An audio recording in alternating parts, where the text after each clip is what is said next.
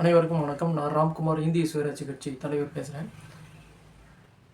நேற்று ஒரு முக்கியமான ஒரு விஷயம் நடந்தது. என்னென்னா, தோழர் திருமுருகன் காந்தி அவர்களுடைய இந்திக்கு எதிரான போராட்டம் தான்.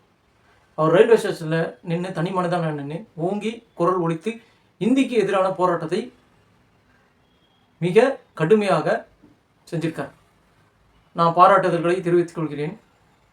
இதை விட ரொம்ப விஷயம்னா ரொம்ப சந்தோஷமாக இருக்குது. ஏன்னா ஒரு தமிழ்நாட்டில் தோழர் திருமுருகன் காந்தி அவர்களுடைய போராட்டம் ரொம்ப தொடர்ந்து நல்ல விஷயங்களாக அவர் செஞ்சிட்ருக்காரு.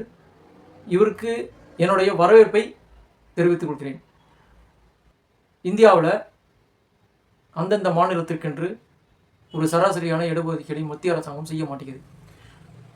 இந்தியாவில் குறைஞ்சபட்சம் 22 மொழிகளை இன்றைக்கி ஓரளவுக்கு செயல்பட்டு கொண்டிருக்கின்றது. ஆனால் முதல் வகையில் இருக்கிறது இந்தி மட்டும்தான்.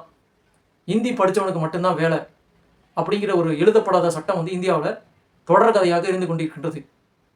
இதை ஒழித்து கட்ட வேண்டும். மாநில மொழிகளின் தாய்மொழிகளை முழுசாக ஒழிச்சிட்டாங்க. பொருளாதாரன்ற பேரில், கமர்ஷியல்ன்ற பேரில், இந்தி படம் அப்படிங்கிற பேரில் இந்தி மொழியினர் அவங்க மட்டும்தான் பேசினா மட்டும்தான், இந்தி மொழியில் பேசினா மட்டும்தான் கௌரவமானவர்கள், அதாவது எப்படி சொல்கிறது, மேன்மையானவர்கள், இதுக்கு மேலே சங்கிகள் அப்படின்னு சொல்கிற ஒரு நிலைமை இந்தியாவில் உருவாகிடுச்சு. உத்தரப்பிரதேசில், உத்தரகாண்டில், குஜராத்தில், மகாராஷ்டிராவில், ஒரிசாவில், இங்கே எதுவுமே எந்த இடத்துலையுமே அந்தந்த மாநிலத்தின் தாய்மொழிகள் அதிக அளவில் பேசப்படவில்லை. முழுக்க முழுக்க இந்திய ஆக்கிரமிப்பு நடந்துருச்சு. சமீபத்தில் கர்நாடகா பெங்களூரில் நான் இந்தி மொழியில் தான் நான் பேசுவேன், அலுவல் மொழியாக செயல்படுவேன் அப்படின்னு சொல்லி ஒரு மத்திய அரசு ஊழியர் இந்த மாதிரி சொல்லியிருக்காங்க. மாநில மொழியை நான் எந்த விதத்திலையும் மதிக்க மாட்டேன் அப்படின்னு சொல்லியிருக்காங்க. இது வன்மையான கண்டனத்துக்குரியது. இதனால் மாநிலத்தின் வேலை வாய்ப்புகள் எல்லாமே பறிபோகின்றன.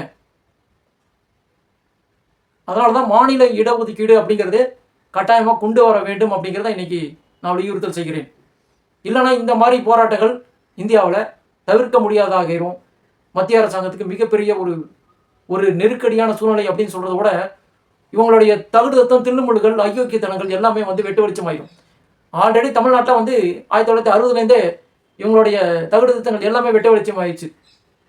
வடநாட்டவர்கள் மட்டும்தான் யோக்கியமானவர்கள், நம்பிக்கைத்தன்மை கொண்டவர்கள், அவங்க மட்டும்தான் பிழைக்க முடியும் அப்படிங்கிற ஒரு கேவலமான சித்தாந்தத்தை, ஒரு கேவலமான கருத்தை நம்ம உடச்சி எறியணும். உடச்சி எரிஞ்சிட்டு இருக்கோம். இது மீண்டும் மீண்டும் தொடர வேண்டும் அப்படிங்கிறதான் என்னுடைய போராட்டத்தின் முன்பாடு. மீண்டும் சந்திப்போம். நன்றி, வணக்கம்.